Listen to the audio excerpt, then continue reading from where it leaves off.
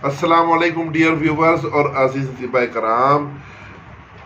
हमारा ये नुस्खा है जनाब हकीम अतीकुर रहमान साहब की तरफ से हदिया करदा।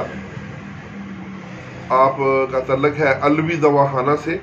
आपका मोबाइल नंबर है 0303 0745662।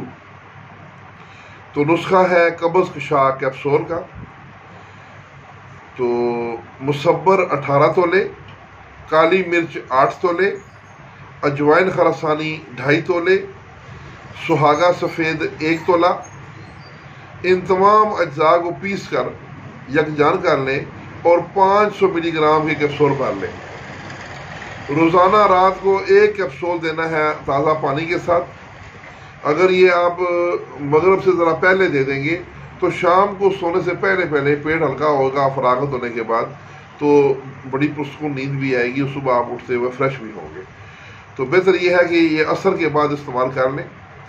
तो ये 1 कैप्सूल रोज़ाना। तो हकीम अतीकुर रहमान साहब का शुक्रिया कि उन्होंने हमारे चैनल के व्यूवर्स के लिए नुस्खा ये दिया।